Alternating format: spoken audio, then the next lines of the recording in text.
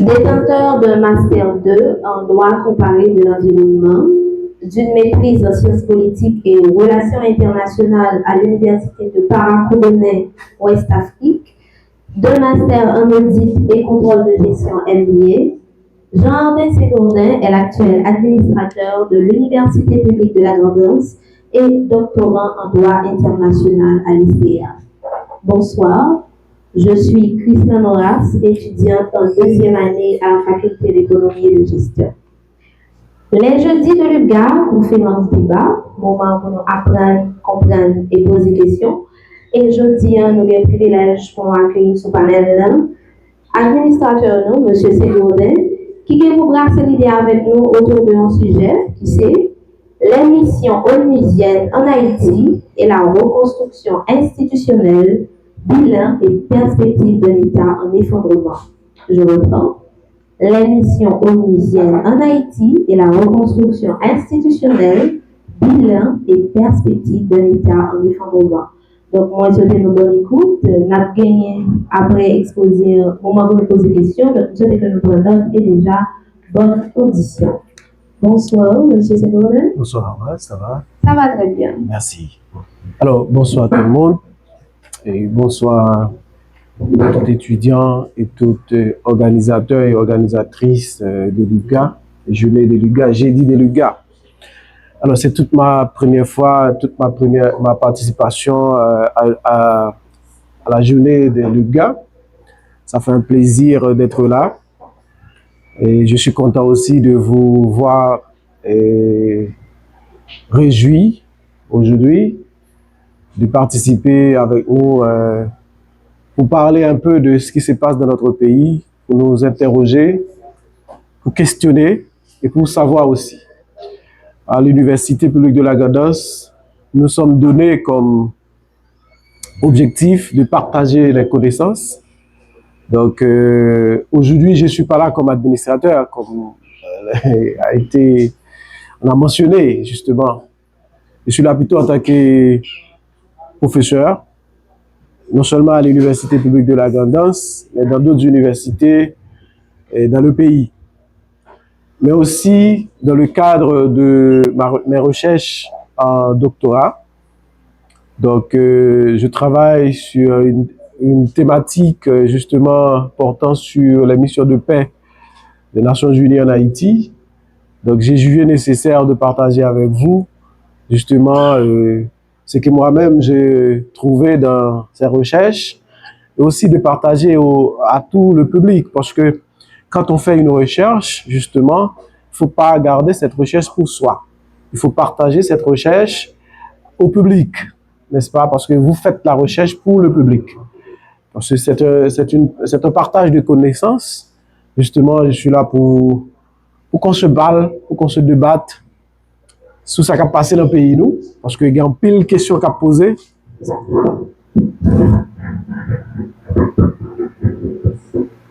Oui, il y a pile de questions qui posaient et qui a toujours posé sous qui nécessitait mission Nations Unies en Haïti. Et depuis quand est-ce que ça a commencé? Parce que c'est une question qui taraude surtout les esprits en Haïti. Mais mission, ça est toujours là. Chaque année, il y aurait perpétué, il y aurait renouvelé. Mais qui mission, yo? Qui objectif? Qui résultat yo porté? Pour certains, c'est des échecs. Pour d'autres, c'est des réussites. En plus, le monde, ouais, mission, ça yo de mauvais œil, parce que yo toujours considéré que c'est l'argent qu'a fait dans le pays au détriment de bien-être population, pas de résultat, c'est toujours la corruption, c'est toujours l'inertie d'un pouvoir qui n'existe quasiment plus. Donc maintenant, on s'interroge. Donc, comme l'a si bien dit notre Horace à nous, et le thème de notre intervention portant sur les missions onusiennes en Haïti et la reconstruction institutionnelle, qui bilan, qui perspective, qui s'en gagne comme résultat. Donc, nous ne pouvons pas faire un peu le palais parce que nous ne pouvons pas faire un peu le palais, mais après quelques points. Et nous avons une petite introduction qu'a présenté l'ONU, qui c'est l'ONU, parce que nous avons pensé qu'il y a intéressé de savoir l'ONU, qu'est-ce qui s'allie, en fait, comment le créer, et qui mission l'ONU. Donc, dans le cadre d'une recherche, il faut aussi parler de la conception juridique, c'est-à-dire qui raison que fait l'ONU venir, et qui est-ce qui a invité l'ONU, est-ce que c'est l'ONU qui lève le matin, il est venu pour côté. Parce qu'en plus fois, nous avons l'impression que l'Organisation internationale en Haïti, c'est lever au matin, il dit bon, comme il y a des zones en Haïti, je vais à Haïti. Et nous avons que des fois, ce n'est pas vrai du tout. Parce que des fois, il faut une invitation. Et surtout, en pile fois, c'est Haïti qui est invité. C'est le gouvernement haïtien qui est invité par rapport à l'incapacité de nos dirigeants, de nos gouvernants, à prendre des décisions pouvant aider la population. Donc, problème n'a dépassé.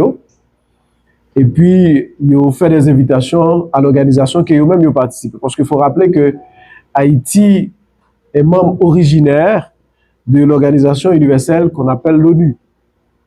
L'ONU, créée en 1945, 26 juin 1945, suite à l'échec de la SDN. La SDN, c'était une société des nations issue, n'est-ce pas, après la Première Guerre mondiale, 1918, 1919, 1920, à la conférence de Paris, n'est-ce pas? Donc l'ONU va être créée à Versailles surtout, conférence de Versailles, en France. Donc en 1920, on va créer une institution pour empêcher, qu'on appelle l'institution internationale, pour empêcher qu'il y ait des guerres entre les grandes puissances. Mais malheureusement, cette institution, la SDN, pas arrivé à atteindre l'objectif parce que mission n'a pas de portée universellement comme celle de l'ONU aujourd'hui. Donc, mission était restreinte parce que le pas empêché en 1935 que l'Italie envahisse justement l'Éthiopie, faire la guerre avec l'Éthiopie. Il pas empêché aussi l'Allemagne nazie avec Hitler, Adolf Hitler, d'envahir la Pologne en 1939 et qui allait déboucher sur la Seconde Guerre.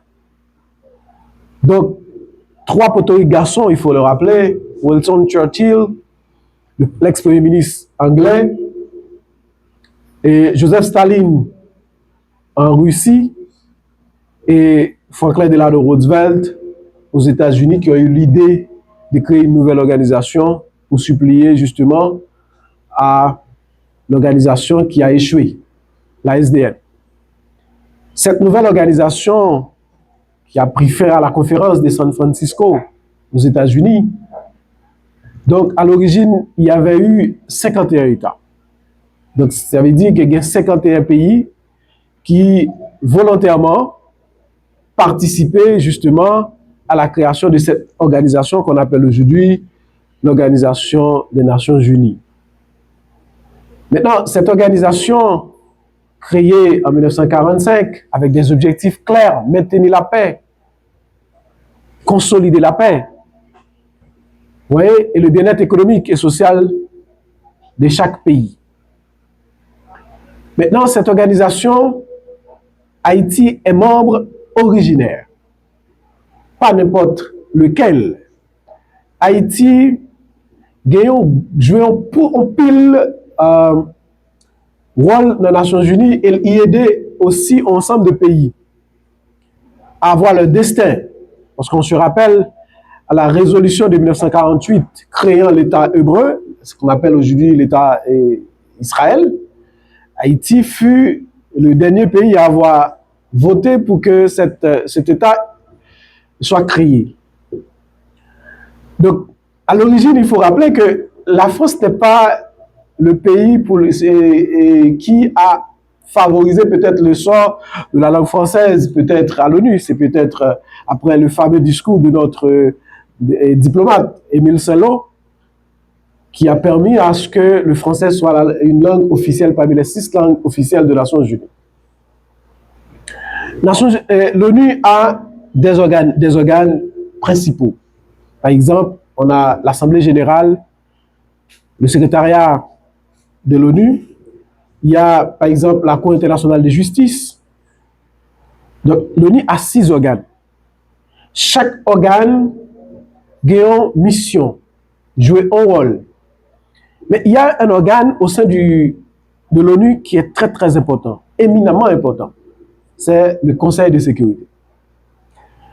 Donc, s'il n'a pas de maintien de paix, parce qu'il faut rappeler, à l'origine, la question de maintenir la paix ne faisait pas partir de 1945 les objectifs premiers de l'organisation. Donc, c'est suite aux différents conflits dans le monde que le Conseil va avoir la nécessité, n'est-ce pas, d'implémenter cet objectif de maintenir la paix dans le monde.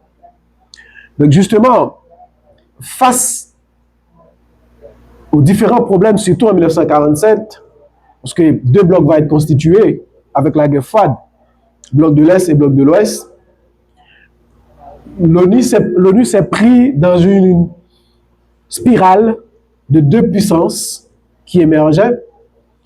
C'est l'ex-URSS et le bloc capitaliste avec les États-Unis en tête. Donc, ce conflit va attiser justement que l'ONU vienne reléguer au second rang, au second plan. Mais avec la chute du mur de Berlin, en 1989, nouvel ordre économique, la guerre en Irak, l'ONU va avoir une nouvelle position d'imposer la paix dans le monde. Donc, malgré l'appétit des États-Unis, l'appétit vorace des États-Unis, donc une nouvelle ère s'impose au peuple du monde. Suite à ça, la dislocation de l'ex-URSS avec la guerre en ex-Yougoslavie, le génocide rwandais en 1994, donc avec l'unilatéralisme américain, l'ONU va avoir justement une nouvelle position, toujours dépendant des décisions américaines. On s'ensuit qu'en Haïti, nous avons connu en 1986, par exemple, la chute des Duvalier. Il faut rappeler, dès 1981, on a eu certaines missions ponctuelles de l'ONU, mais ce n'était pas, comme on le voit aujourd'hui, des balais diplomatiques. Donc, c'était des missions ponctuelles quand l'ONU intervenait en Haïti, c'était pour des missions de droits de l'homme, c'est-à-dire protéger la vie humaine, qu'on appelle le droit naturel de l'homme, le jus cogens. C'était pour ça que l'ONU intervenait. Mais à partir de 1986, on va sacrer la crise de 1986, qu'on appelle une crise démocratique et une crise transitionnelle entre le pouvoir militaire et le pouvoir civil. Parce que vous savez que avec la dictature des Duvalier, c'était les militaires qui étaient au pouvoir. Maintenant, puisque Duvalier allait, par le Conseil national de gouvernement avec Henri Dunphy à la tête, justement, les militaires sont au pouvoir.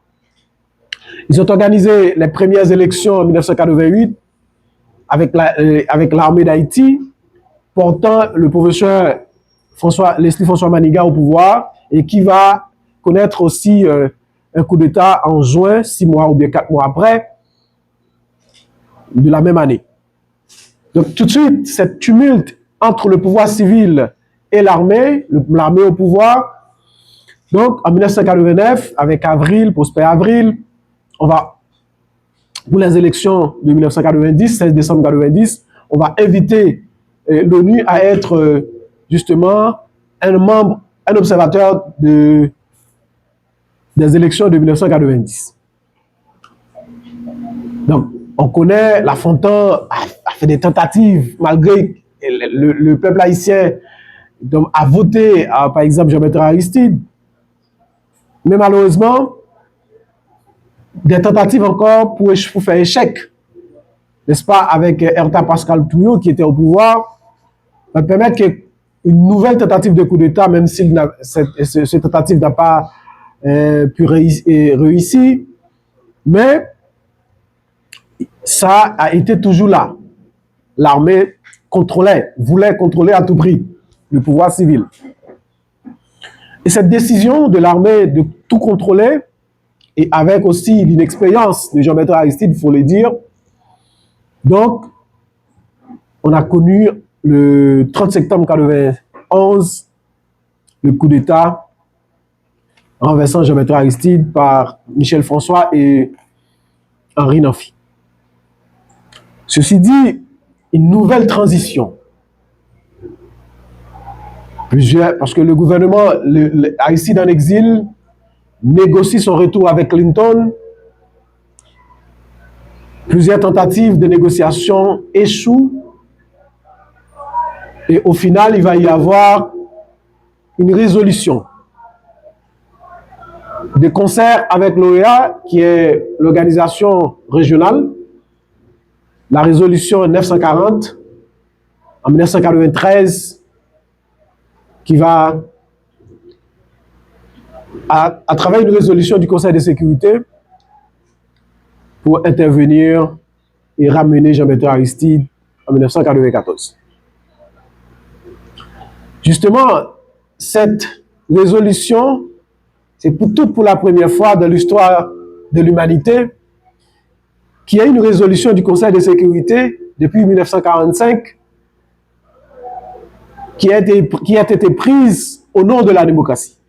C'est-à-dire pour instaurer la démocratie dans un pays. C'est tout pour la première fois. Ça n'a jamais été eu lieu. Donc, cette résolution qui a autorisé Jean-Bertrand Aristide de concert avec l'OEA et les États-Unis a pour mission d'instaurer une force de police.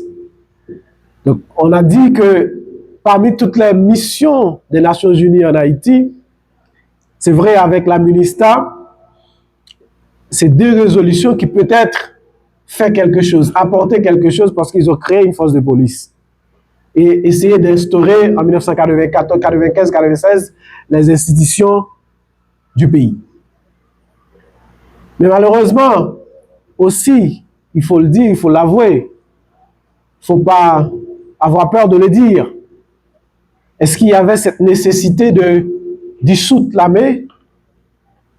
Est-ce que la nécessité n'était pas justement de revoir, de créer une nouvelle armée, une armée professionnelle, plutôt que de dissoudre cette armée?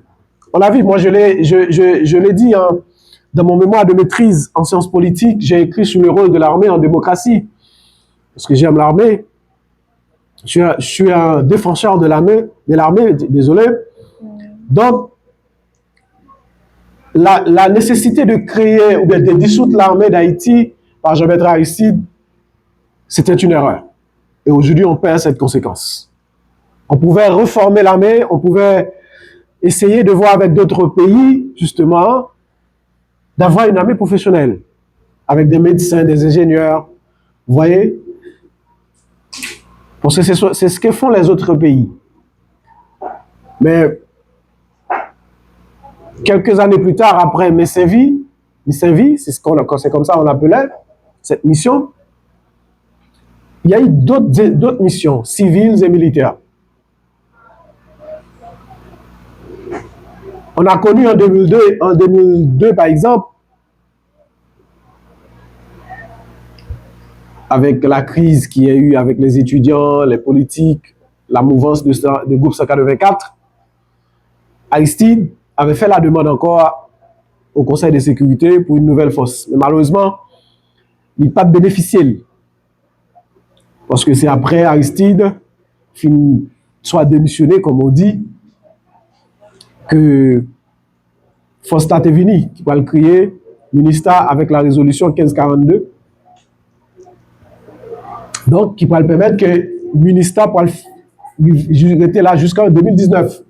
2017-2019, parce que tout contingent quittait Haïti en 2019. Maintenant, si nous regardons de 2004 à 2017-2019, 6 y a une mission qui était là pour stabiliser, on ne va pas critiquer trop, n'est-ce pas? Parce qu'il y a des bons et des mauvais côtés. Donc, s'il y a une mission qui était là, justement, pour maintenir la paix, stabiliser le pays, pour qui ça?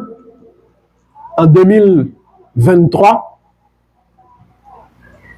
une nouvelle résolution 2699 créant la MMS.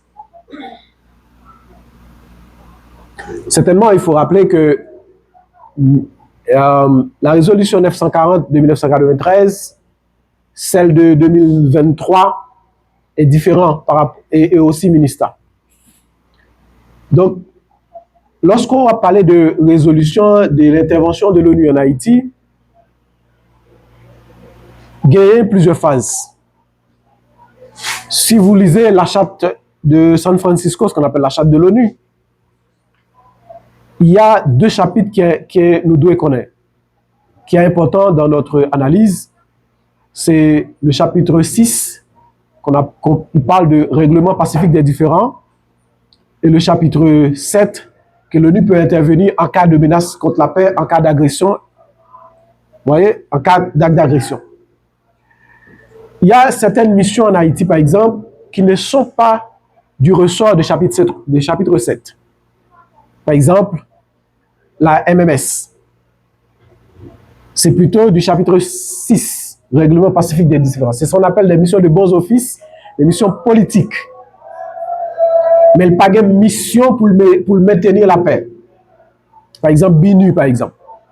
BINU, c'est une mission civile qui est là pour jouer un consensus avec les acteurs politiques, pour aider les acteurs politiques à prendre des décisions peut-être pour sauver le pays, pour prendre des décisions de gouvernance. MMS rentrait dans le cadre plutôt chapitre 7, mais ce n'est pas le Conseil de sécurité qui autorisait, c'est-à-dire qui favorisait mission ça. Il autorisait, mais il n'est pas financier en fait.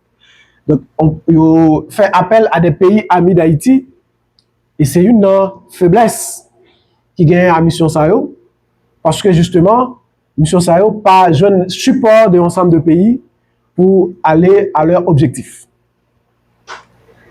Justement, pour le moment où on parle, il y a une nouvelle mission, une nouvelle résolution.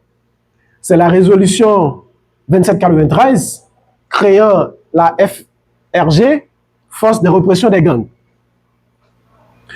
Comme problématique, je voulais vous lire quelques passages, justement, pour vous voir, pour faire, comment dire, avec des supports, des auteurs qui ont travaillé sur le sujet. La présente recherche est située dans un contexte particulier de l'histoire récente d'Haïti, tout au moins depuis une trentaine d'années, période à laquelle les interventions étrangères en Haïti deviennent monnaie courante. Que ce soit des missions civiles devant superviser les questions relatives aux droits de l'homme, celles relatives à l'organisation des élections, que ce soit des missions d'intervention des forces multinationales devant maintenir la paix au nom du chapitre 7 des Nations Unies.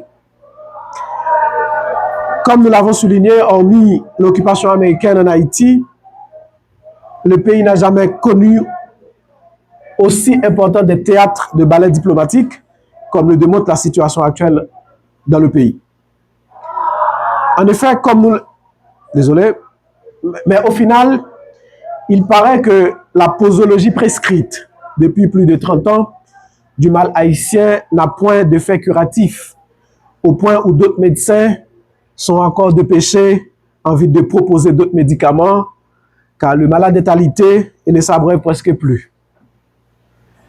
Notre motivation pour la présente recherche est basée sur un ensemble de constats et de faits signalétiques qu'on peut qualifier de préoccupations majeures à laquelle il est important d'analyser leur impact dans une société démocratique et qui plus est dans un État indépendant et souverain. Je fais cette allusion à la souveraineté de l'État Parce que certains parlent que nous sommes indépendants et souverains, parce que aujourd'hui, les progressistes haïtiens parlent de il faut respecter la souveraineté haïtienne. Oui, mais sommes-nous souverains? Est-ce qu'on peut parler de souveraineté quand on ne peut pas s'auto-administrer? Peut-on dire qu'Haïti est souverain alors que même pour manger, on dépend des autres?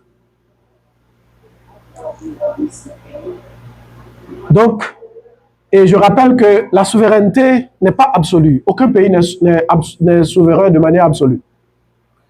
Parce qu'en droit international, les États sont appelés à coopérer, à signer des traités, des conventions.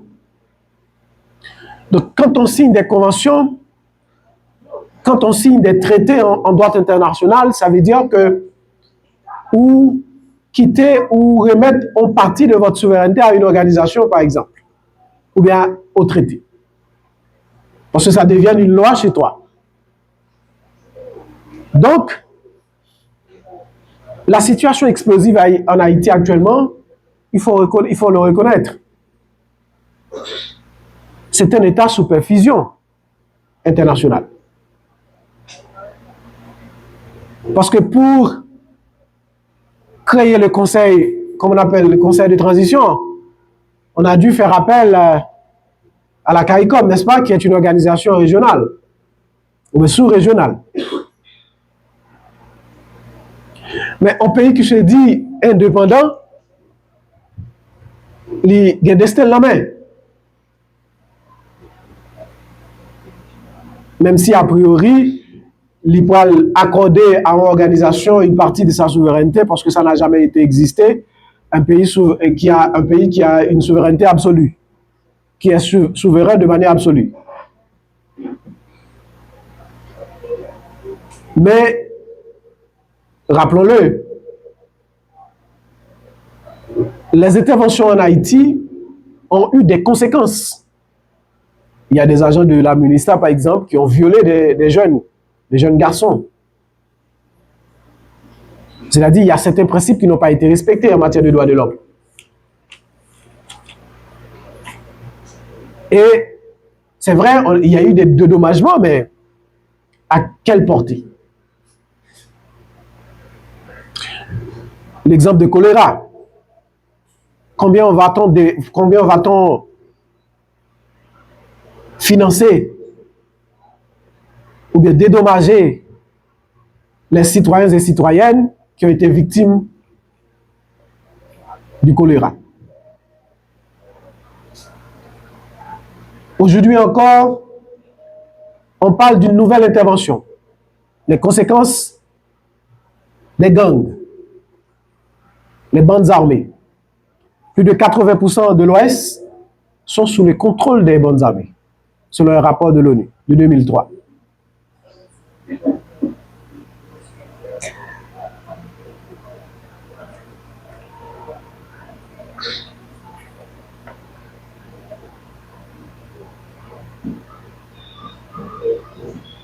Certains parlent de manque d'efficacité. Moi, j'en ai parlé aussi.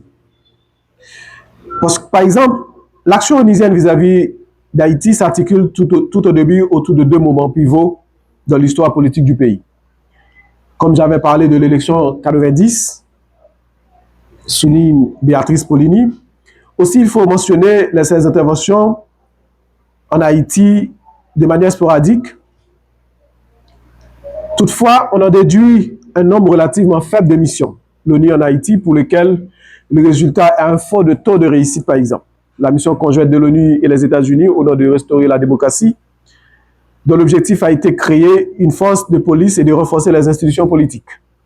Mais aussi celle de la mission des Nations Unies pour la stabilisation en Haïti, dont la mission était d'établir un environnement sécurisé et stable, stabiliser politiquement le pays et renforcer la démocratie, développer et professionnaliser la police nationale. Par ailleurs, dans la même période, tous les indicateurs macroéconomiques étaient au plus bas. Sur le plan économique, l'embargo imposé le 16 juin 1993 par le Conseil de sécurité sur le pétrole et les armes s'enveniment à l'interne et les sanctions commerciales extérieures deviennent de plus en plus dures, estime Sophie Pelcher. Selon elle, citée par Despinas, de 1990 à 1994, l'agriculture a connu une diminution de 32% de sa valeur ajoutée. Cependant, l'opération Restaurer la démocratie, signée par Clinton le 19 septembre 1994, et le programme d'ajustement structurel PASS, qui va avec, sous la tutelle des institutions financières internationales, n'arrange en rien la situation du pays. Car, poursuit-elle, la souveraineté économique, politique et financière du pays est abandonnée à ses créanciers, aux grandes puissances et aux dieux du marché. Pour Esther Vivas, dans Sophie, le marché du riz en Haïti est un cas emblématique de la dérégulation capitaliste. Suite à un programme signé par le FMI en 1995, les droits de douane sur le riz passent de 35 à 3%. C'est-à-dire que si on importait du riz en Haïti avant 1995, pour te payer dans la douane, c'était 35%. Il vient de passer à 3%. C'est-à-dire que vous voyez la différence. Donc Haïti ne gagne rien. Le riz de Miami, en provenance des États-Unis, inonde le marché haïtien, si bien que ce petit pays atteint la quatrième place dans le classement des importateurs de riz états-uniens. La chute des droits de douane a entraîné la décapitalisation des petits paysans, ce qui a transformé le pays autosuffisant jusque dans les années 80 en importateur de riz. En 2008, Haïti importe plus de 82% de consommation de riz, selon Pelcher. Sur le plan politique, l'intervention des puissances militaires étrangères pour le rétablissement de la démocratie, l'absence en 2002 des institutions prévues par la Constitution de 1987 et les différentes crises post-électorales de 1995 à 2000 laissent croire que les règles du jeu démocratique haïtien ne sont pas encore bien installées dans l'espace politique de ce pays. L'absence d'un nouveau pacte social rend difficile l'étude d'un consensus sociopolitique. Cependant, force est de constater que peu de temps après le départ de la ministre, en 2019, le pays plongeait dans une spirale de conflits internes entre bandes armées contrôlant ainsi 3 départements, dont plus de 80% dans l'Ouest. On estime à cet effet, selon le rapport du secrétaire général de l'ONU, 4789 d'homicides et le nombre d'enlèvements se chiffre à 2490 en 2003, ce qui traduit la nouvelle demande d'intervention des forces multinationales dans le pays en vue de maintenir la paix par les autorités d'alors. Pour de vrai, si les opérations de paix de l'ONU à déployer en Haïti avaient réussi à instaurer durablement la paix, une nouvelle mission internationale n'aurait pas eu lieu. Une telle situation pousse certains observateurs à remettre en question l'efficacité des missions de paix de l'ONU en Haïti, car si certains pays ont pu bénéficier de leur aide pour mettre fin à de longues guerres civiles, dans celui d'Haïti, leur assistance paraît s'éterniser sans remission politique. Frédéric Thomas ne dira pas le contraire en analysant la position de la Chine sur Haïti au regard des différentes missions internationales. Il explique, de manière générale, la Chine a étendu sa critique du Béni à l'expérience des interventions onusiennes en Haïti au cours de ces 30 dernières années et plus globalement encore au modèle de l'aide de la communauté internationale jugée inefficace et non durable. Ainsi, malgré les 15 milliards de dollars, 14,3 milliards d'euros investis dans le pays, non seulement les résultats ne sont pas au rendez-vous, mais la situation s'est encore dégradée. D'où la nécessité, selon elle, de tirer des leçons du passé et d'adopter une nouvelle approche. Pour Staélien, les capacités du Conseil de sécurité à imposer la paix a débouché sur deux développements majeurs. D'une part, l'imposition de la paix a été exécutée par les États membres de l'ONU à la demande et sur autorisation du Conseil de sécurité, comme pendant la Première Guerre mondiale, ou bien la Première guerre du Golfe, excusez-moi. D'autre part, les mesures d'imposition de la paix ont été remplacées ou substituées par le maintien de la paix. Ainsi, poursuit-il, l'ONU a échoué dans deux domaines, à savoir le maintien de la paix et la sécurité de désarmement. Ainsi, suivant cette analyse, nous retenons que dans le cadre d'Haïti, les capacités de l'organisation universelle se résument en deux grands facteurs.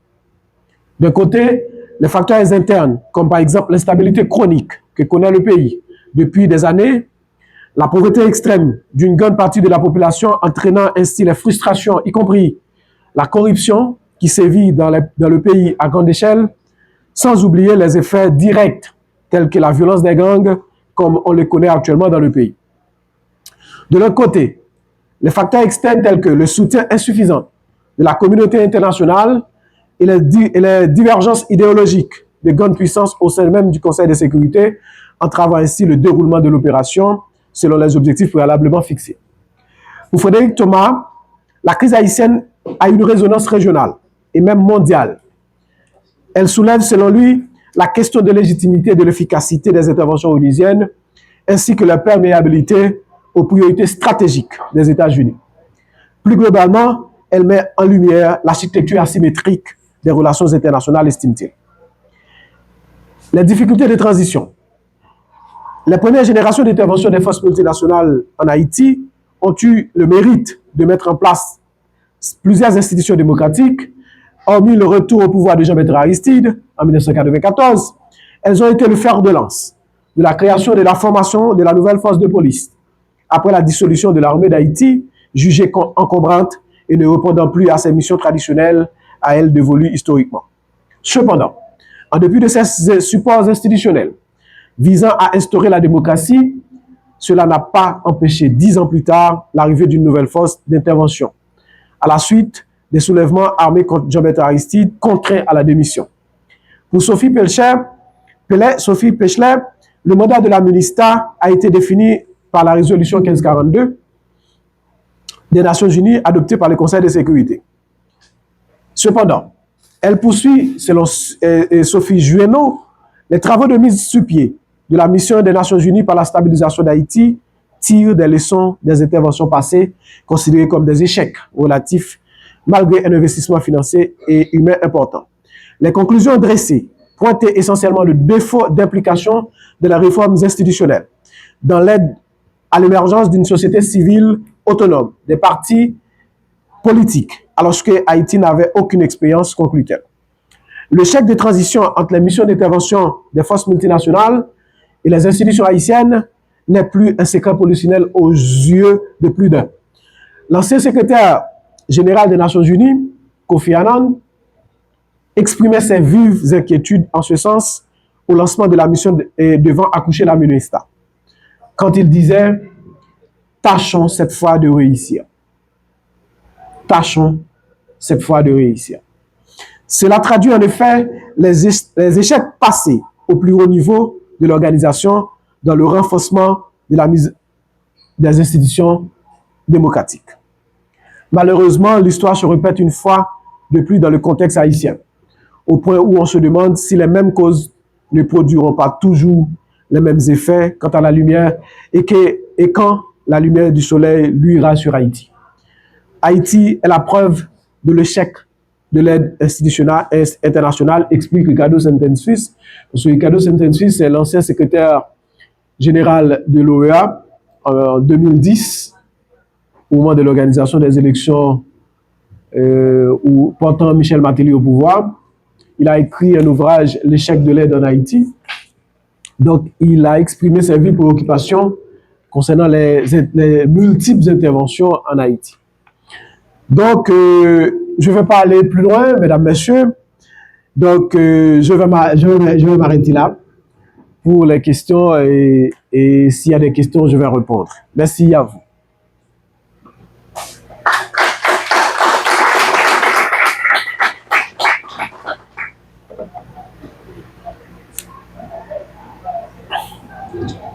Merci, M. Senghorel. Nous avons beaucoup appris. Avant de passer aux questions, je vais me permettre de faire un résumé de tout ce qui vient d'être dit et ensuite nous pourrons prendre les questions par séquence. Tout d'abord, M. Senghorel a pris le soin de présenter l'ONU en relatant sa création, sa mission, son rôle, ainsi que ses différents organes. Il a également pris le soin de nous faire voyager de manière historique et politique sur les multiples contraintes qui ont nécessité ou occasionné l'intervention de l'ONU en Haïti pour sa mission d'entretenir la paix. Par ailleurs, il a relaté l'intervention de la ministre en Haïti et a énuméré par le biais d'auteurs et de rapports fiables sur les différentes conséquences que l'intervention de la ministre avait eu dans le pays. Sur le plan social, nous avons relayé le choléra ainsi que de multiples viols. Sur le plan économique, notre économie a été en ruine. Et sur le plan politique, de multiples crises ont été enregistrées. Et même après le départ de la ministre, le pays est resté dans un chaos total, ce qui a nécessité bien évidemment l'émergence des gangs armés, les crises sociopolitiques se sont agrandies et jusqu'à présent, on nécessite l'intervention, alors une nouvelle intervention de l'ONU en Haïti. Donc en gros, par rapport avec le sujet, donc si on en revient, le sujet c'était bilan et perspective. Donc en gros, nous pouvons comprendre que l'ONU a échoué dans sa mission d'entretenir la paix en Haïti et c'est ce que M. Saint-Gaudin nous a bien fait comprendre. Donc maintenant, nous allons passer à l'étape où nous allons éclaircir les incompris, les questions. Et M. Saint-Gaudin nous allons prendre les questions pour la séquence de droit. Ouais. Et donc, vous n'avez qu'à pointer le doigt et vous pourrez poser vos questions. Oui.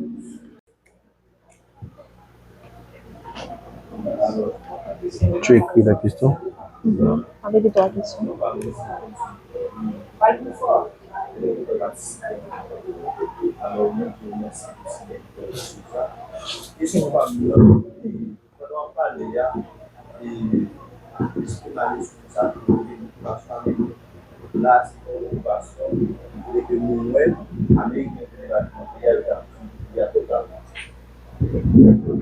Et puis, nous, tout ça, on fait, dans l'époque, ça, c'est eux-mêmes qui ont dirigé, qui ont contrôlé toute institution moderne. Pour y là, avec ONU, même qui est une mission dans le pays, et que nous avons pratiquement même échoué, parce que nous avons regardé nos institutions des valeurs que nous avons dans le pays, c'est pas ONU qui a dirigé. Est-ce que nous sommes capables de parler des responsabilités des dirigeants, parce que ce n'est pas ONU même qui a dirigé toute institution, c'est Haïtien quand même qui a dirigé. Pour nous là, est-ce que nous ne pouvons pas mettre ONU dans le pays? Parce que Haïti, même c'est le membre ONU. Et si oui, il faut une action de dirigeant capable de faire, et nous-mêmes nous sommes capables de dire que nous avons mis ONU dans le pays.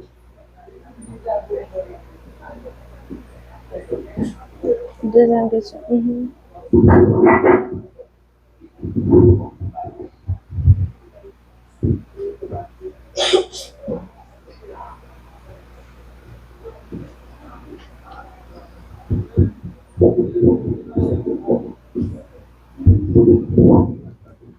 Bonsoir à toutes et à tous.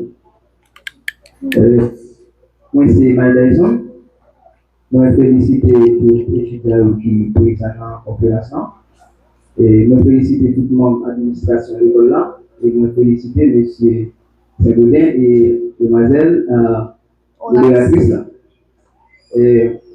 Question comme là, M. Saint-Gaudin, est-ce que l'ONU n'a pas des effets négatifs dans le fonctionnement dans le pays, spécialement en Haïti?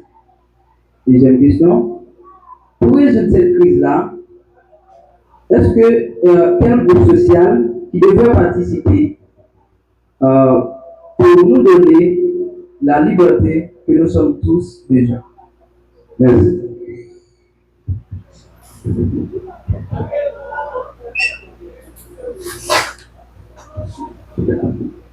Bonsoir à tous et à toutes.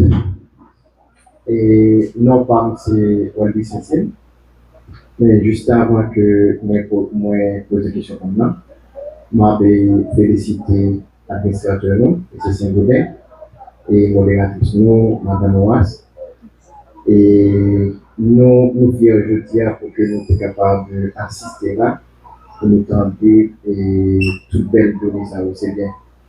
Et question comme ça, et est-ce que c'est l'ONU ou bien c'est corruption ou bien impunité collective et qui permettent ou bien qui résultent prolifération gang en Haïti?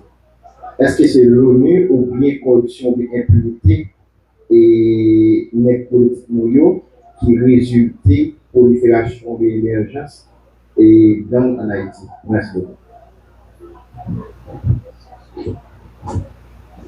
C'est bon. J'ai pas le micro. Donc, la première question, c'est est-ce que nous avons été au dehors nos pays par rapport avec l'occupation américaine que nous avons gagnée? Est-ce que si Haïti était au dehors, puisque bon paquet de bureaux que nous avons gagnés, c'est pas pour nous que c'est les États-Unis, etc. Oui, merci beaucoup. Pour la première question, qui fait suite parlant de l'occupation américaine en Haïti de 1915 à 1934.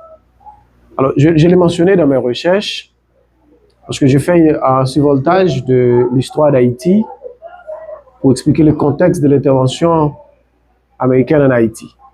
Parce qu'il y avait eu de 1910 à 1915 une sorte de bataille prépondérance entre l'hégémonie américaine et l'hégémonie française. C'est-à-dire que puisque la France avait cette hégémonie depuis avant 1910, donc les États-Unis voulaient s'en accaparer. Et toute désordre qui gagne toute crise qui gagne entre 1910 et 1915, c'est suite à cette pondérance que les États-Unis voulaient accaparer. Donc, au cours de l'histoire, on a appris que Haïti, lorsque les États-Unis se sont rentrés en 1915, ils ont fait ça pour te faire, ils ont pillé. Parce que c'est pourquoi l'énormément des dettes restitution, il faut aussi demander aux États-Unis. Parce que les arrivés, ils ont rentré d'emblée dans ça ne gagné comme banque centrale. Donc, ils prennent plus de 500 000 toute réserve d'or nous gagnons et puis toute l'argent nous gagné en bas. Oui, c'est vrai que l'institution nous gagné, c'était une institution créée par les États-Unis. Et il fait suite, hein? Il fait suite. Maintenant, est-ce que c'est volonté qui pas gagné qui fait que je dis à nous pas gagner des institutions nobles? Je crois que c'était ça la question. Oui. Est-ce que nous avons été au dehors? Est-ce qu'il y a une été au dehors? Voilà, c'est ça l'idée. Oui, alors Haïti, c'est membre originaire des Nations Unies. Nations Unies a des mécanismes pour entrer et pour sortir. Tout État est libre, leur participer dans le traité pour sortir, pour libre. Mais est-ce que c'est sortir qui est bon ou bien demander plus, exiger des nouveaux mécanismes plutôt pour bagailler au fond l'autre gens. Je ne pense pas que l'idéal c'est de sortir aux Nations Unies ou sortir dans l'organisation universelle là. L'idéal c'est peut-être pas ça. L'idéal c'est peut-être exiger. Mais exiger, qui force Haïti pour l'exiger?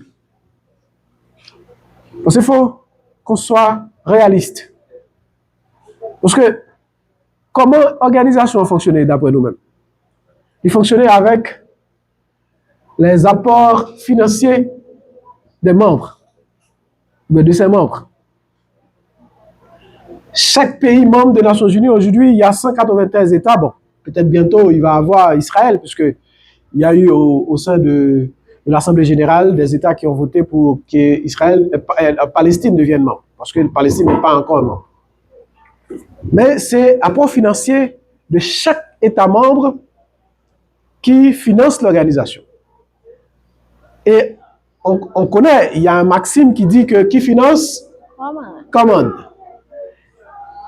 Et si on regarde la part d'Haïti, c'est-à-dire combien Haïti bat les Nations Unies pour fonctionner, ou qu'à prendre 1 milliard de zéro et pour continuer jusqu'à zéro encore. Ou d'accord? Donc, les pays, les grandes puissances, les États-Unis, c'est les États-Unis le plus grand bailleur. Je crois qu'à un moment, il était à 44%, mais je crois que c'était descendu à 22% du budget de l'ONU, du budget de fonctionnement de l'ONU. Mais comment va-t-on demander à Haïti de forcer l'ONU à revoir ses exigences? Un pays qui n'arrive même pas à se diriger de lui-même. Est-ce que c'est une sortie dans l'ONU? Parce qu'il ne faut pas oublier que l'ONU, il y a des organisations spécialisées qui supportent Haïti dans des domaines divers. Par exemple, il y a des institutions spécialisées et des institutions subsidiaires. Donc, aujourd'hui, qui sont en Haïti. Vous voyez? Donc, l'UNICEF peut-être qui est subsidiaire, mais ces institutions-là supportent Haïti en quelque sorte. Mais je ne vais pas en disconvenir pour dire que nous-mêmes, nous pas de destin nous-mêmes. Parce que notre destinée ne saurait dépendre d'une telle organisation. C'est à nous de savoir qu'est-ce qu'on doit faire. Quelle est notre priorité. Parce que si ces organisations n'ont toujours quitté, dicté nous, eh bien, elle a toujours dicté nous parce que il y va de soi que l'organisation, il y a des gens qui travaillent là-dedans, il y a des gens qui ont besoin de s'extérioriser quand même. Donc, l'idée, c'est pour moi, ce n'est pas de sortir de l'ONU, mais c'est plutôt de demander à revoir. Parce qu'il y a une approche critique sur l'organisation. Il y a des théories critiques en droit international qui exposent les conséquences et les faillites des missions des Nations Unies. Il n'y a pas qu'en Haïti que le problème se pose. D'autres pays, par exemple, l'ONU a échoué en ex-Yougoslavie. Il y a une mission des Nations Unies au Liban. Je crois que depuis 1987, je ne me rappelle plus l'année. Il y a MONUSCO en République démocratique du Congo. Malgré que, si vous faites l'actualité, il y a au nord de Kivu, en République démocratique du Congo, il y a MONUSCO. Pourtant, il y a la guerre. Donc, il n'y a pas qu'Haïti. Parce qu'il y a un ensemble de pays faillis. Que Haïti fait partie des les 9 pays ou les 10 pays les plus faillis dans le monde. Un État failli, c'est les institutions qui sont faillies. Mais aussi, c'est les hommes qui dirigent les institutions qui sont faillies. Parce que, comme vous l'aviez mentionné, c'est les hommes qui dirigent les institutions. C'est les Haïtiens qui dirigent les institutions.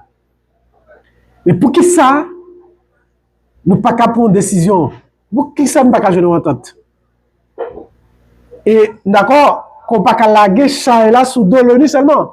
Nous avons notre part de responsabilité. Ce qui nous arrive, ce n'est pas forcément les autres, ou bien l'autre. Nous aussi, nous sommes concernés de ce qui nous arrive. Merci. Ok. Deuxième monde qui t'a posé question, il t'a même posé 2 questions. Et je pense que dans l'intervention que tu fais, on répond à la première question. Parce que il t'a demandé, est-ce que fonctionnement négatif ONU est enregistré dans l'autre pays, ou du moins est-ce que c'est seulement en Haïti? Et au fait que tu réponds que ONU également il était échoué en ex-Yougoslavie et dans l'autre pays. Oui, justement. La question que je t'ai posée après, c'est qui groupe social qui est capable d'aider les pays dans ce sens pour libérer les pays de... Merci. Oui, justement. Je dis à nous penser que il faut une autre société civile. Parce qu'il y a un élément qui fait que je dis à nous tomber dans la situation de tomber, c'est parce qu'une une société civile qui est assez éclairée. Une société civile qui est assez visionnaire. Parce que c'est qu'on a aujourd'hui des groupes d'intérêt qui ont des intérêts particuliers.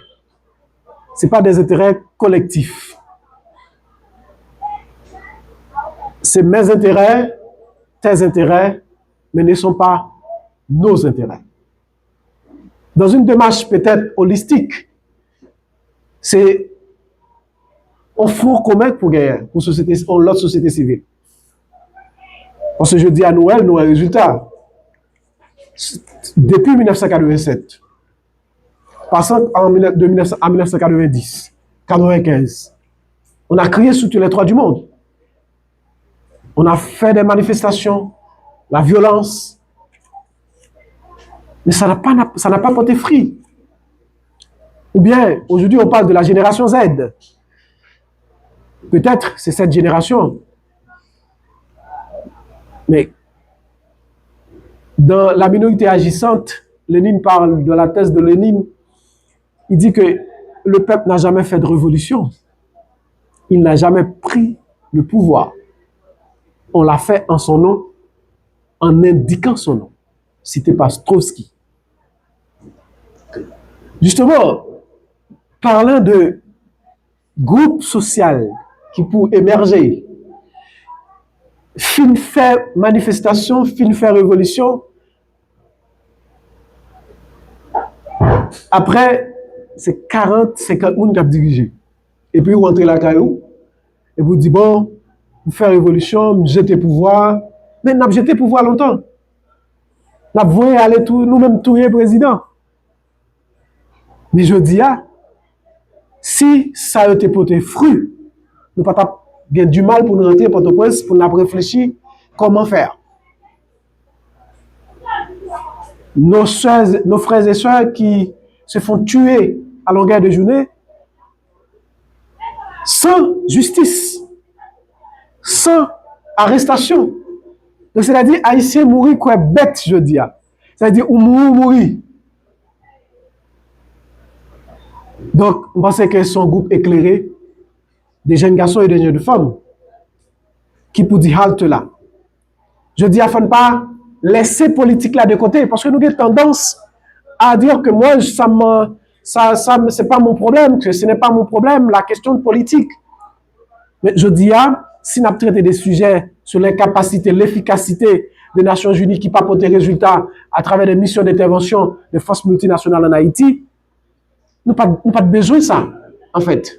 Si nous sommes un groupe sérieux qui t'a pris des décisions pour un peuple sérieux, pour un peuple qui a besoin d'une alternative, changer les conditions de ville. Donc, je dis à penser qu'il faut l'autre société civile qui pas penser à un visa. Parce que le problème que nous gagnons en Haïti, nous avons besoin de partir pour nous sentir nous moun. Ou obligé de partir, s'il n'est pas parti, c'est comme si son blocage dans le cerveau, eh bien, pas moun. Si nous sommes cohérents avec tête nous t'avons vivre, nous t'avons visiter, nous t'avons aller si nous voulons. Mais pas pour obligation. Donc, je ne vais pas extrapoler dans mon sujet, mais quand même, tout ça a une suite.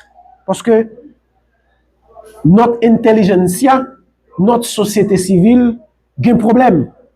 Parce que la société civile a le besoin de bagaille, lui-même tout le besoin pour le pouvoir, mais comment? Lui-même tout le besoin d'influencer les gens qui ont le pouvoir, mais comment? Est-ce que c'est leur fin dénoncer, influencer, et puis on a un parcelle de pouvoir, et puis on dit mon poste de ministériel, et puis on dit bon, je suis satisfait, moi, parce que j'ai un Prado, j'ai une maison à Vivi Mitchell, et j'ai mes enfants à l'étranger, bon, ça va. C'est pas ça une société civile. C'est pas ça une société civile. Une société civile, c'est des gens, groupes sociaux qui se défendent d'une cause commune, qui se veut un changement. C'est ça une société civile. Donc, je ne sais pas si j'ai bien répondu à votre question. Et pour en ce qui a trait aux groupes sociaux qui pouvaient quand même porter une alternative au pays.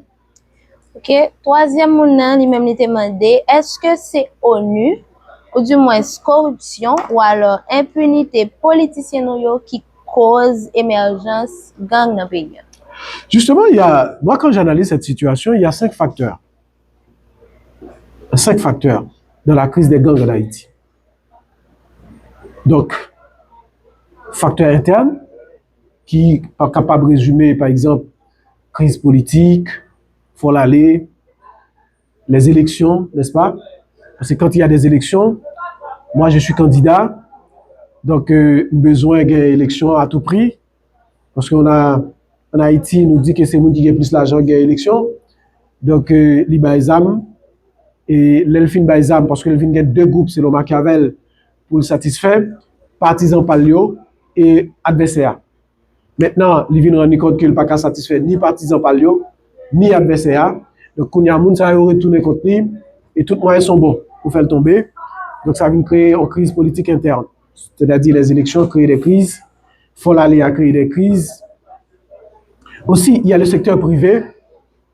Donc, moi, j'appelle pas le secteur privé, c'est les commerçants en Haïti aussi qui financent. Parce que vous savez, l'on fait l'argent n'importe comment, l'on pas veut payer taxes, il faut craser l'État pour un monopole politique là. Parce que, il y a, moi je dis souvent, normalement, comment l'État doit y est? C'est le droit qui contrôle la politique là, n'est-ce pas? Qui est capable de contrôler l'économie après. Mais aujourd'hui, la trilogie, c'est quoi? C'est l'économique qui contrôle les politiques là, et politique là fait ça, qui contrôle le droit. C'est-à-dire, la politique tient, l'économique tient le politique, et le politique tient le droit. Je fais la distinction entre là et le politique en même temps. Le politique, c'est l'acteur, n'est-ce pas? Donc, l'économique, c'est le commerçant. Il appelle le candidat, le sénateur, le président, le ministre. Il dit, mon cher, vous ne pouvez pas voter telle loi. On se rappelle, budget criminel de 193 milliards de gouttes. Aujourd'hui, on est passé à combien? 343 milliards. Aujourd'hui, ce n'est pas criminel. Aujourd'hui, il n'y a plus de causes à défendre. Donc, c'est-à-dire que dans la situation actuelle qui prévaut en Haïti, il y a l'aspect des gangs et l'aspect politique, l'économique et le politique, qui tient en haleine la situation, les crises socio-politiques en Haïti. Mais l'acteur international aussi, sur le plan externe, il y a aussi une proximité, par exemple, entre la République dominicaine. Par exemple, on dit le Grand Danse, le Grand Sud, c'est le grenier d'Haïti avec la Tibonite en intelligence économique. N'est-ce pas, pour ceux qui ont étudié l'intelligence économique, ils vont vous dire ça. Ils vont vous dire que, et moi-même, si la République dominicaine, si Haïti c'est le premier partenaire commercial de la République dominicaine, donc si tout ça, la République dominicaine a produit pour c'est Haïti la voyelle, automatiquement, la République dominicaine, pour aller chercher, connaît qui ça a produit en Haïti qui a fait concurrence à lui-même. Et bien, tout ça qui a fait concurrence à lui-même, le Grand Sud, par exemple, qui produit bananes, yam, cocoyer, etc., eh bien, on va tout faire pour bloquer ça. La Tibonite qui produit du riz, eh bien, Haïti commence à produire du riz. Si on investit dans du riz, eh bien, on part sur le marché qui pourra le diminuer, eh bien, écoutez, on a bloqué ça. Eh bien, qu'est-ce que je vais faire? Je vais, dans mon intelligentsia, parce que l'intelligence, n'est-ce pas? Je vais créer une institution où je vais utiliser les Haïtiens eux-mêmes comme espions. Ils sont implantés dans le gouvernement, dans la direction dans les ministères, ils sont directeurs généraux, etc., etc. Donc, quand Haïti prend une décision sur le plan économique, sur le plan politique et sur le plan agriculture, eh bien, je vais être au courant. C'est un facteur que moi j'ai décelé. Et le facteur international. Haïti est dans un carrefour géopolitique que les décisions au sein du Conseil économique avec les États-Unis en tête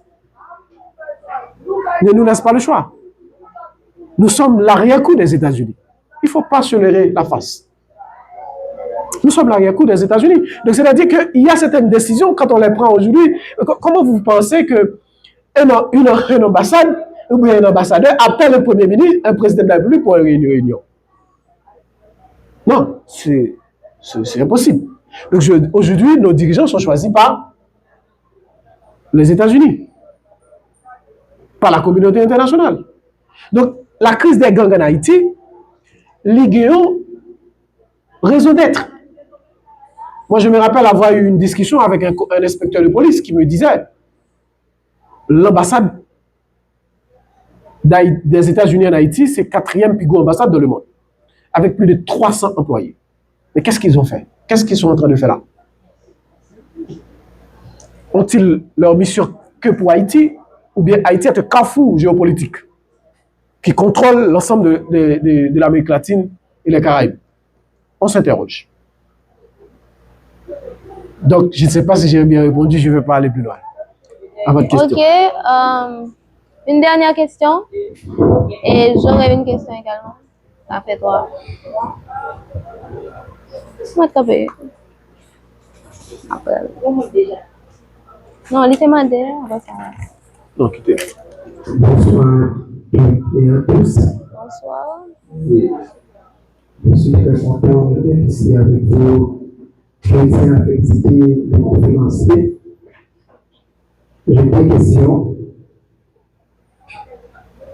Quelles leçons Haïti et les Nations Unies peuvent-elles tirer de l'expérience de la ministère épidémique? Première question. Quelle a été la perception de la population haïtienne face à la présence au ministère? Pardon, deuxième question.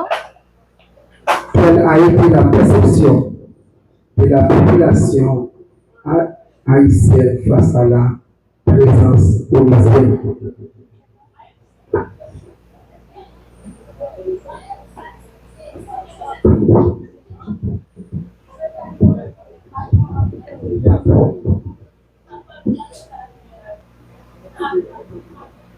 Une salutation spéciale à chacun de vous qui sont présents ici. Et j'apprécie les intervenants concernant une très belle exposé. Ma question, l'ONU, l'Organisation des Nations Unies, a pour fonction de maintenir l'ordre et la paix dans le monde. Haïti fait partie de l'ONU. Depuis 2003 à 2025, notre pays Haïti souffert une très grande conflagration. Est-ce que l'ONU a une motivation pour aider Haïti à résoudre cette crise? Sinon, pourquoi Haïti fait partie de l'ONU?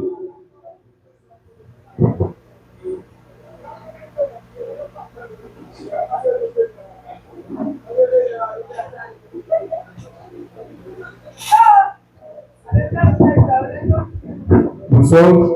Bonsoir. Je suis José Montier, étudiant en 4e année de la faculté d'éco-gestion. Je tiens à féliciter M. Saint-Gaudin pour cette conférence enrichissante, ainsi que Mme Moras en tant que modératrice. Et après les différents échecs des missions de l'ONU en Haïti, si on se réfère à la mission de la ministre, et au cours de cette mission, on a enregistré pas mal de cas de viol ainsi que le choléra au cours de cette mission. Et j'aimerais savoir quelles sont les démarches menées par nos dirigeants pour réparer ou encore dédommager les personnes qui ont été victimes. Et de plus, j'aimerais savoir si l'ONU et que fait l'ONU pour réparer ces personnes-là qui ont été victimes au cours de cette mission de la ministre. Merci. Ok. Bon, à la fin, j'aurai une dernière question. Oui, oui.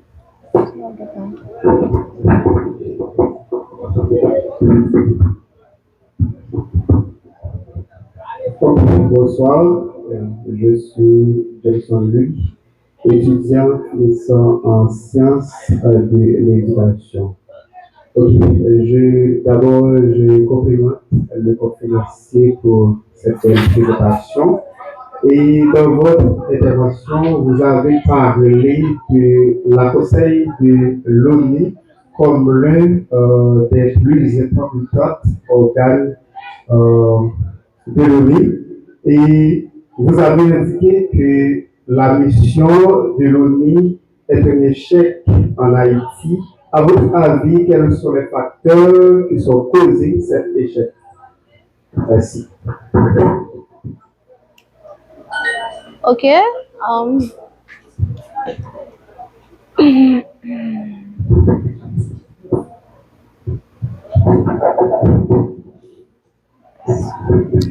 Alors, premier monde qui te pose des questions, Dans la deuxième séquence, là, il était demandé qui leçon nous tirer de l'échec ministère, à savoir Haïti, ainsi que l'ONU, et également comment la population haïtienne prend intervention au onusienne. Est-ce que vous me dites?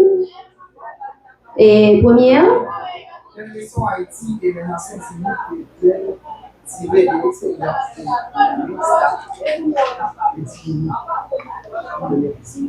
ok. Deuxièmement, c'est quelle a été la perception de la population haïtienne face à la présence onusienne. Voilà. Vous me répondez ensuite. Quelle leçon, la question c'est quelle leçon tirer de la ministère et du Bénin, c'est ça? Quelle leçon Haïti Mhm. et les Nations Unies peuvent tirer de l'expérience de la ministère et du Bénin. Oui, en fait, c'est deux interventions, des missions différentes. La ministère, la résolution 1542 de 2004, justement, est contraire à la mission du Bénin. Par exemple, Bénin, c'est une mission de police, c'est une mission de bons offices, au nom du chapitre 7, du chapitre 6 du règlement pacifique des différends, c'est-à-dire qu'il est là pour aider à trouver des solutions aux problèmes politiques que connaît le pays, aux problèmes de transition démocratique, etc., et principalement aux problèmes des droits de l'homme. Par exemple, le ministère était là justement suite à la suite du départ de Jean-Bertrand Aristide, n'est-ce pas? Normalement, mission, c'était stabiliser le pays, renforcer la police nationale, permettre à ce que le pays aille mieux sur le plan institutionnel. Donc, on estime que justement, l'ONU, la ministère a eu des impacts sur le plan positif, ouais, des impacts positifs, donc c'est-à-dire dans restaurer certaines institutions, etc. Mais aussi, il y a eu des échecs, n'est-ce pas? On a tous vu, n'est-ce pas, des échecs de l'ONU en Haïti. C'est ça on est en train de puiser. Par exemple, Ricardo Sentence-Fils parle, par exemple, il explique que la scène internationale, Haïti paye essentiellement de sa grande proximité avec les États-Unis. Il explique qu'on veut faire d'Haïti un pays capitaliste, une plateforme d'exploitation pour le marché américain. Et il a dit c'est absurde. On ne résout rien. On aggrave sa situation. Il continue pour dire que cela suffit de jouer avec Haïti. C'est l'ancien secrétaire général de l'ONU en Haïti en 2010, Ricardo Sentence-Fils. C'est un Brésilien. Son ouvrage, c'est L'échec de l'aide en Haïti. Donc, ces observateurs de premier plan ont pu constater que, malgré les objectifs prédéfinis par les différentes missions internationales en Haïti, on a pu constater que, oui, certaines choses, de manière minime, ont été résolues. Mais généralement, c'est des échecs. Donc, tout comme la population, si vous menez une enquête auprès de la population, vous verrez que sur une échelle de 10, par exemple, 7 personnes ont dit que, ou bien sinon 8 personnes ont dit que l'ONU n'a pas réglé rien dans le pays. Ce n'est pas un secret polichinelle pour personne. Tout observateur les plus friands de l'actualité politique nationale et internationale diront que l'ONU n'a apporté pas grand-chose de la consolidation de la paix et de la crise haïtienne. Donc, ni BINU,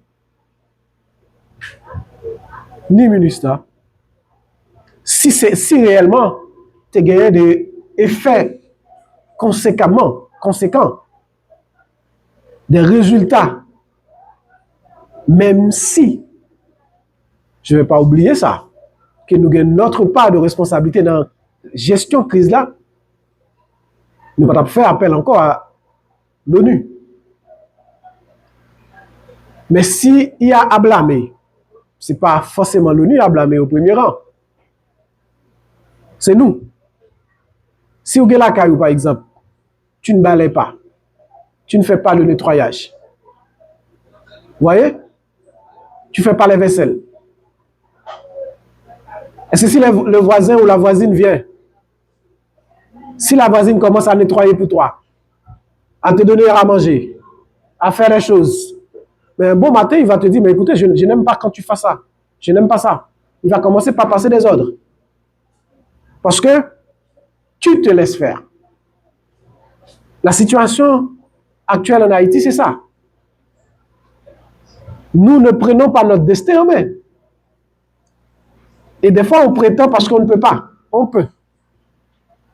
Donc, c'est ça la situation. Si nous te jouons un résultat, bon, c'est que nous sommes contents pour nous dire nous satisfaits. Les témoins de tout, comment la population haïtienne prend intervention étrangère? Oui, c'est ce que je l'ai expliqué. Je dis que la perception haïtienne, elle n'est pas au bon point. Ce n'est pas du tout positif. Parce que vous voyez que quand la MMS devait venir, il y avait tout un débat mitigé. Il y a perception, il y a des gens qui étaient opposés. Ils disent que c'est à nous de régler notre situation, notre problème. Est-ce qu'ils ont tort? Ont-ils raison? La situation va nous le prouver. Parce que si la MMS a eu 2 ans déjà, je crois, en Haïti, n'est-ce pas? Nous perdons plus de territoire perdu, n'est-ce pas? Nous avons plus de territoire perdu, je veux dire. Est-ce que je dis c'est échec? Si je dis c'est échec, est-ce que MMS par rapport à l'objectif, il a des moyens suffisants? C'est ça, on s'interroge. Parce que dire quelque chose a échoué, est-ce qu'on connaît si toute bagarre était à la portée? Est-ce que pour l'objectif des deux par là, est-ce que c'est lui qui est toujours au bon point? Parce que est-ce que là, tu as créé MMS là, il te dit il y a peut-être tant militaire ou bien tant policier avec elle, est-ce qu'il te dit il y a peut-être tant millions ou bien tant milliards à sa disposition? Est-ce que tout ça a été fait? Il faut aussi s'interroger sur cette question de manière académique, sans émotion. Alors, l'intervention est vraiment vaste. Ça qui vient faire que, en grande partie, vous répondre avec question cinquième intervenant qui demandait est-ce que l'ONU voulait vraiment aider Haïti? Sinon, qui ça Haïti a fait dans l'ONU toujours? Oui, je crois avoir répondu à cette question. Qui ça Haïti a fait dans l'ONU toujours? Je l'ai expliqué. Haïti est membre de l'ONU. Donc, pour moi, ce n'est pas sortir dans l'ONU qui est solution. Pour moi, c'est proposer Haïti capable de rejoindre les autres pays, par exemple, les tiers-mondistes, pour poser le problème. Par exemple, il y a 54 pays en Afrique, les pays en Amérique latine, vous voyez, les pays qu'on qualifiait jadis les non-alignés, qui ne sont pas des puissants. Donc Haïti peut les rejoindre et proposer des nouvelles alternatives. Ce n'est pas forcément quitter. Parce qu'il ne faut pas fuir des fois, il faut aussi oser. Parce que Haïti doit oser. Donc il peut y avoir des effets néfastes, mais ça ne veut pas dire pour autant que je vais fuir. Quand il y a un problème, on fait face au problème. Fuir n'est pas la solution. Quitter l'ONU, quitter une organisation internationale, pour moi, n'est pas la solution. Et Haïti ne peut pas évoluer de manière ex nihilo, c'est-à-dire isolée. Haïti ne peut pas évoluer isolé sur la scène internationale. Haïti doit coopérer avec les autres pays. Et il y a beaucoup de choses qu'on n'a pas en Haïti. Comment va-t-on vivre ou comment on va s'en sortir si on décide de quitter toutes les organisations internationales, de revenir sur nos traités qu'on a signés depuis longtemps? On ne peut pas. Et ce ne serait pas bon pour Haïti. Mais Haïti peut proposer. Et c'est pourquoi il faut des dirigeants éclairés. Et des dirigeants qui connaissent. Parce qu'il ne suffit pas de diriger, il suffit de prendre des décisions. Et diriger un pays, c'est prendre des décisions. même si la population, des fois, n'est pas contente. Oui. Ne sois pas trop long parce que le temps ne nous appartient pas. Tu as 1 minute. L'ONU a pour fonction de maintenir l'ordre et la paix dans le monde. Haïti fait partie de l'ONU. Haïti est en crise en 2003 à 2025. Quelle est l'importance de l'ONU? Bon, Haïti n'est pas en crise forcément depuis 2003. Haïti est en perpétuelle crise. Oui, Haïti, c'est un pays en crise. J'ai parlé de ça. J'ai mentionné que depuis 1986, après Jean-Claude, nous connaissons de multiples crises. Est-ce que nous sommes un pays qui est démocratique vrai? Est-ce que nous avons un état de droit vrai? D'accord? Quand poser question ça, est-ce qu'il y a vraiment une justice? Est-ce que chaque citoyen haïtien est libre ou bien joindre justice à que justice est à louer guerrière? Est-ce qu'elle bénéficie? Est-ce que le principe droit de l'homme est respecté? D'accord? Donc, pour poser autant de questions pour voir que est-ce que dans nos pays qui ont multiples crises.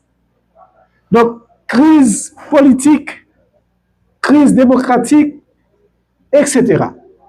Je dis à nous notre crise encore, gang, conflit interne.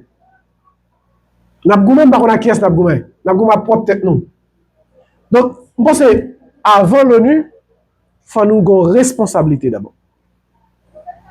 Il y a la responsabilité internationale peut-être qui peut se poser les actions de l'ONU en Haïti. Je n'en disconviens pas parce qu'il y a quelqu'un qui a même posé une question dessus. La responsabilité de l'ONU, par exemple quand, ou bien les conséquences, quand les viols, il y a eu des viols, les militaires ont violé. Vous d'accord? Quelle est la responsabilité de l'ONU? On peut s'interroger. On peut même poser des problèmes. Et Haïti a posé le problème déjà à l'ONU. Donc, il y a eu des démarches qui ont été faites en ce sens. D'accord? Maintenant, on est unanime de dire que les actions de l'ONU en Haïti, on doit les revoir, n'est-ce pas? On doit les repenser. Ils doivent avoir une nouvelle perspective. C'est pourquoi on est dans une approche critique des actions de l'ONU en Haïti, surtout les interventions des forces multinationales. On est dans cette approche de critique et de voir qu'est-ce qui a marché, qu'est-ce qui n'a pas marché. Mais quand on critique, on ne veut pas remettre en cause définitivement. D'accord? On ne veut pas dire que, bon, comme ça n'a pas marché depuis jadis, depuis longtemps, on veut une cassure, une coupure définitive. On ne peut pas le faire. Et jusqu'à maintenant, même les pays les plus farouches opposants à l'ONU ne coupent pas les liens. D'accord? Il y a eu des sanctions contre, par exemple, des sanctions de l'Occident contre la Russie, par exemple. La Russie maintient toujours. Même la Corée du Nord, d'accord? Qui a un pouvoir qui n'est pas démocratique. Moi, je ne vais pas dire ce qui n'est pas normal, au même titre que les autres pays occidentaux. Mais Corée du Nord est membre des Nations Unies. Donc, il n'est pas sorti. Vous voyez, donc ça veut dire sortir, c'est peut-être pas la solution, mais c'est proposer une nouvelle approche de l'organisation. 6e question, hein, c'était par rapport avec dommages ou du moins conséquences sociales que l'intervention ministérielle a gagné en fonction de viol, choléra et autres. L'État aimé connaît qui démarche que l'ONU prend pour dédommager les gens qui étaient victimes, soit de choléra ou de viol, et comment les dirigeants nous étaient campés par rapport avec ça? Bon, il y a eu pas mal de cas de viol, de choléra, avec la ministère précisément. Alors, ce qu'il faut savoir, c'est qu'en droit international, il y a une manière de procéder. Même dans la Convention interaméricaine des droits de l'homme, il y a toute une procédure. Donc, si un État veut ester ou bien veut recourir, demander justice, n'est-ce pas? Parce que c'est déjà tracé la responsabilité internationale de l'organisation. Donc, il y a une procédure. Je crois qu'Haïti avait procédé de cette manière. Et il y a eu des gains de cause parce que je crois qu'ils ont dédommagé qu'il y avait un cas de viol, mais c'était sur un jeune garçon, je crois. Je crois qu'il y avait eu un cas de dédommagement, mais pour les autres, je ne sais pas trop. Mais ce que je sais, c'est que Haïti avait fait les démarches administratives et tenant compte de la responsabilité internationale de l'organisation internationale en Haïti. Donc ça, je ne connais pas trop les retombées, mais je ne peux pas dire autant. Mais je crois qu'il y a eu une démarche qui était en cours. Peut-être je ne connais pas les résultats totaux, hein, mais je crois qu'il y avait une démarche en ce sens. Et la toute dernière question, c'était, je crois que c'est moi qui vais la poser, mais l'étudiant avait demandé quels sont les facteurs, selon vous, les facteurs puissants de l'échec de l'ONU en Haïti. Bon, il y a eu autant de facteurs, je l'ai mentionné dans mes écrits. Donc, il y a des facteurs, par exemple, l'efficacité de la mission, incapacité de la mission, et après la mission, par exemple, la transition qui devait se faire entre les objectifs de la mission et les institutions républicaines en Haïti, par exemple. Par exemple, si la mission était de consolider la paix, la police nationale, par exemple, c'est-à-dire de renforcer les institutions. Donc, normalement, après le départ de ces missions, on devait avoir, n'est-ce pas, les retombées sur le plan institutionnel. Par exemple, au moment des organisations des élections, quand même, nous étions supposés capables d'organiser une élection sans les aides internationales. Nous étions capables, la police nationale, par exemple, les forces armées, par exemple, l'armée, par exemple, était capable d'assurer non seulement les moyens qui étaient supposés gagner à leur disposition, parce que si nous étions venus pour nous aider, n'est-ce pas, il faut que nous te connaissions sur qui point. Et il y a un plus gros souci qui gagne, c'est le problème de clarté qui gagne dans la mission. C'est-à-dire, l'objectif n'est pas souvent clair. C'est-à-dire 1, 2, 3, 4, qui ça a vu faire, dans combien de temps, et qui l'a fini. D'accord? Donc, ouais, une résolution qui prend l'année ça pour prolonger le mandat. L'année prochaine, une autre résolution qui prend, puisque mission, objectif là pas atteint, il dit objectif là pas atteint, et pour l'autre résolution. Ainsi de suite, jusqu'à ce que, par exemple, sous Jovenel avait décidé autrement. Mais, c'est-à-dire, si mission t'es visé un objectif clair, 1, 2, 3, 4, assez souvent c'est dire théoriquement dans la résolution, si vous lisez par exemple la résolution créant la FRG, on parle de résolution plus robuste, une mission plus robuste, contrairement à la MMS. On parle déjà des alternatives de solutions. Mais est-ce que sur le terrain, dans la pratique, combien de temps va-t-on encore passer pour qu'on ait des solutions, pour que je puisse sortir de Jérémie sans poser des questions pour aller à Port-au-Prince? Et aussi pour les gens qui ont sorti la Tibonite, pour les gens qui ont sorti le plateau central, pour libre pour faire ça où vous voulez. Donc combien de temps? Et est-ce que si mission ça vient, est-ce que solution on a besoin? Est-ce que papa un scénario qui créé et puis pour nous avons l'autre mission encore et puis pour nous dire problème n'est pas résoudre, nous avons l'autre mission. C'est souvent ces facteurs-là qui créent problème. Donc, en guise de perspective, nous proposons, parce que si vous critiquez, il faut aussi regarder qui ça on a proposé. C'est surtout on l'autre l'État, refonder l'État, avec des nouvelles institutions dynamiques et compétentes, qui sont capables de répondre aux aspirations de la population haïtienne. C'est d'organiser les élections crédibles, transparentes, qui ne sont pas attachées à de violences, à de fraudes. C'est l'État qui répond, qui est capable, qui comprend la population. Parce que, à mesure qu'on a l'État qui ne répond aux aspirations de la population, qui ne pas créer emploi, qui ne pas créer job pour les jeunes diplômés, pour les chômeurs, et à mesure où on est frustré. Frustration qui va sortir. C'est l'orgue petite ou madame, ou jeune garçon, ou jeune fille, ou travail, ou bien on va étudier, et puis ou avez des minimums qu'on pas qu'à répondre, même une copie ou pas qu'à faire. Ou fin étudier diplôme en main, ou déposer CV, pas qu'à travail, maman ou papa là, ou regarder au cap pas fini parce qu'on pas qu'à répondre à leur aspiration. L'État pas permettre que en tant que jeune garçon, même si vous pas fait philosophie, mais faut apprendre un métier manuel et professionnel. Donc, ou pas gagner ça à la portée. Toutes bagages sont luxe. Et bien, vous venez dire tout, écoutez, à l'impossible, nul n'est tenu. Et bien, si c'est lui pour me faire, je fais. Mais là, non, l'État comme ça, on l'État qui n'a pas de responsabilité envers la population, ou élu des gens qui n'a pas de responsabilité, c'est gourmet à gourmet pour autre chose. Et qui n'est pas éclairé, on va dire.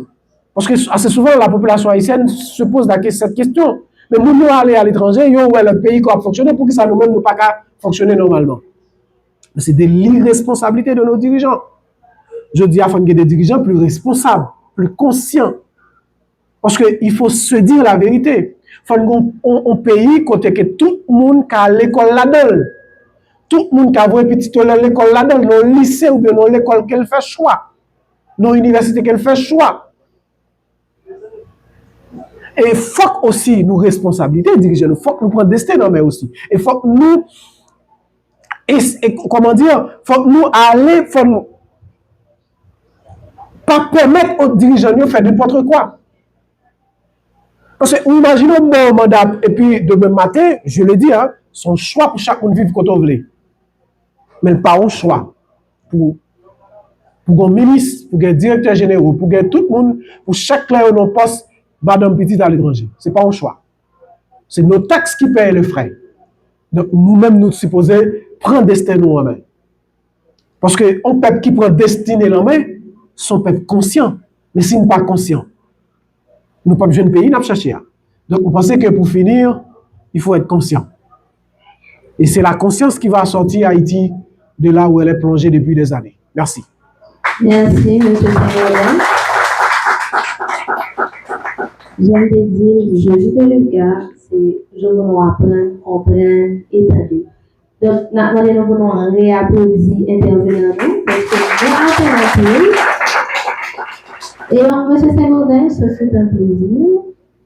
Nous essayons de voir ce panel encore. Merci. Merci Horace, merci à vous tous et toutes de m'avoir écouté. Espérons prochainement nous traiterons une nouvelle thématique. Merci beaucoup. Merci, bon jeudi et très bonne semaine.